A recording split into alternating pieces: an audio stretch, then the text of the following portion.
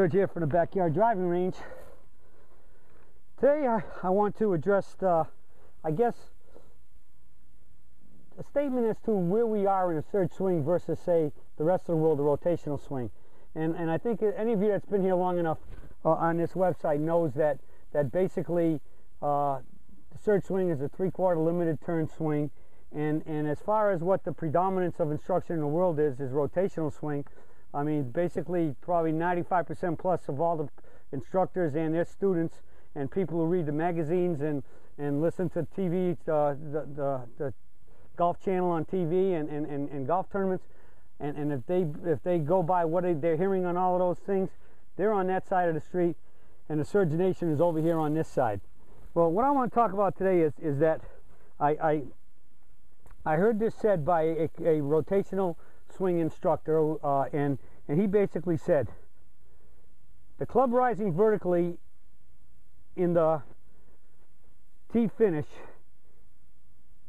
he was discussing that, and he said this is usually the better player trying to hit the ball from the inside or down the target line where the club gets too vertical in the follow through. Okay, and so what he's talking about here is that,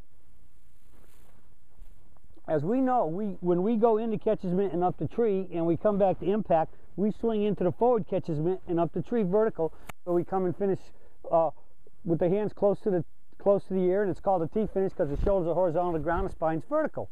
But we are going into the mitt and up the tree. And I've done dailies and we have drills on them where we have a stick stuck in the ground here and right to where your toe line would be, and you hit that and you come up the tree. And you're ricocheting off that toe line. That's how vertical we want you to come up. Why vertical? Because your arms swing only in front of your body, and they're designed to swing vertical.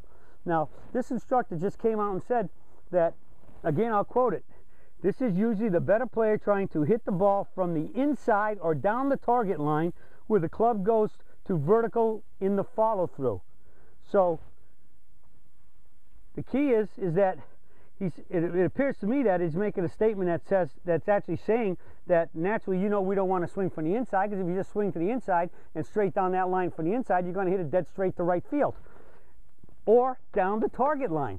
Now, he's saying that sounds to me like he's almost saying down the target line is not the place to swing.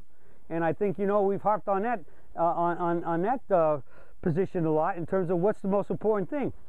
If this is my aiming line, the club has to approach the ball on the aiming line, strike it on the line and be square, leave on the line accelerating, and hit it solid in the sweet spot while doing the first three.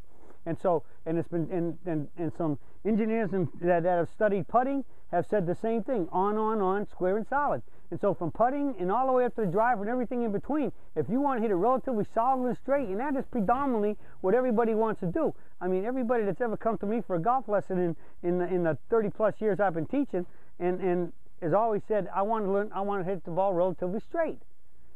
Nobody's, they don't mind a little draw or a little cut now and then, but that's pretty close to relatively straight. But nobody's ever asked me to teach them to hit 20 or 30-yard hooks or 20 or 30-yard slices. That's what they're all trying to get rid of. And so the whole key to that is on, square and solid. So my point here is that there's a lot of golf instruction out there.